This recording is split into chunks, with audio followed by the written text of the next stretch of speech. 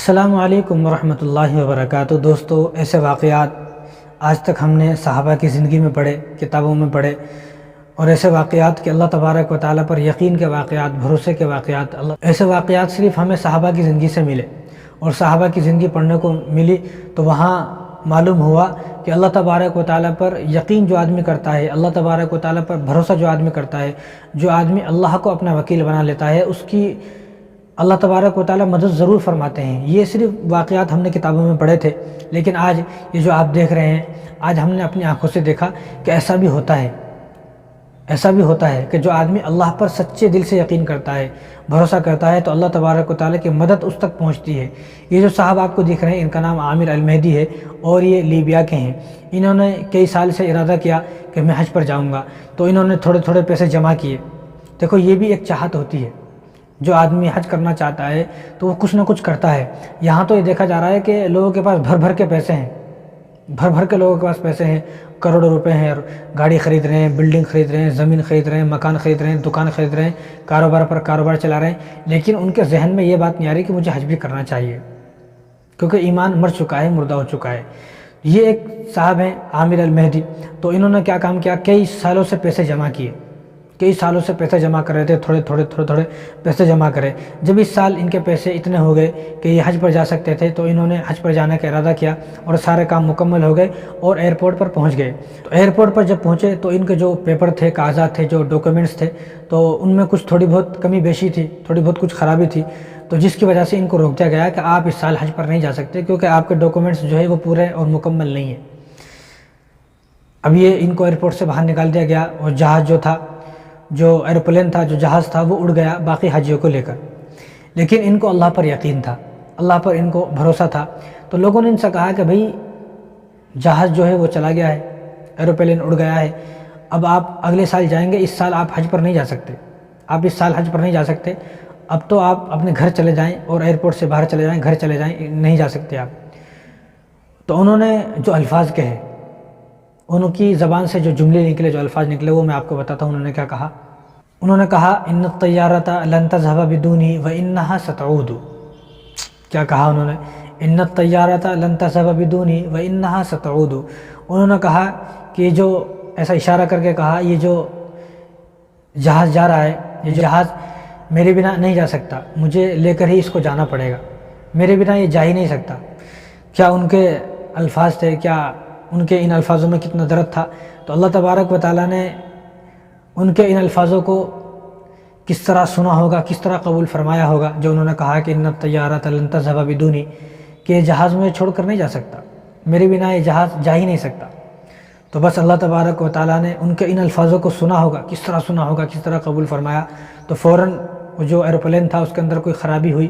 وہ خرابی ایسی ہوئی کہ وہ ایروپلین جدہ تک نہیں جا سکتا۔ تو اس ایروپلین کو واپس لایا گیا اور واپس وہاں پر اتار دیا گیا۔ جب ان کو معلوم ہوا تو یہ بھاگ کر پھر سے جو ہے ایئرپورٹ کے اندر گئے، تو پھر ان کو روک دیا گیا کہ بھئی تم نہیں جا سکتے، ہم نے تمہیں بتا دیا نا تم نہیں جا سکتے، لہٰذا تم اگلے سال جانا۔ تو ان کو پیچھے رکا دیا گیا، اور پھر اس کے بعد انہوں نے اپنا جو خرابی ہوئی تھی ایروپلین کے اندر وہ مکمل کی، پوری کی، پھر دوبارہ وہ جہاز اڑ گیا۔ تو پھر انہوں نے یہ کہا ان الطیارۃ لن تذهب بدونی وانها ستعود، دوبارہ انہوں نے یہ کہا۔ پھر دوبارہ بھی ایسا ہی ہوا، جب وہ ایروپلین آسمانوں پر اڑ گیا، اڑنے کے بعد پھر اس میں کوئی خرابی ہوئی، پھر اس کو لے کر آئے دوبارہ۔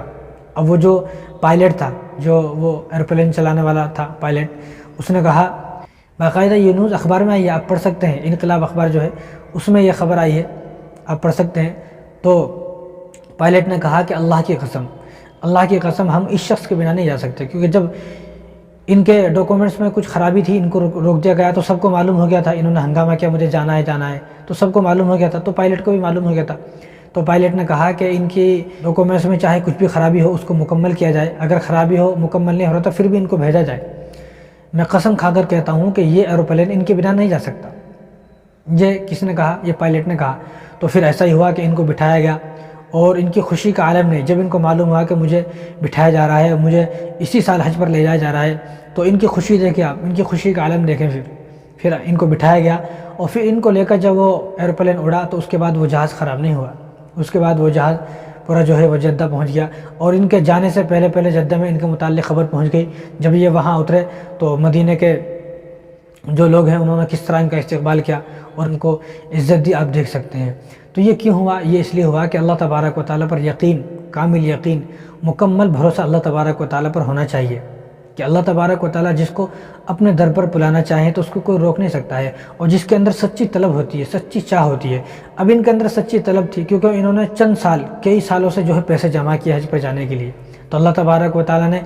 حج قبول بھی فرمایا، اللہ تبارک و تعالیٰ نے ان کو حج پر بلایا، اور سارے عالم کے اندر یہ مشہور کیا اللہ تبارک و تعالیٰ نے سارے عالم کو بتایا کہ یقین اگر ہونا چاہیے تو ان کی طرح ہونا چاہیے۔ انہوں نے کس درد سے یہ کہا، ان الطیارۃ لن تذهب بدونی وانها ستعود، کس درد اور کس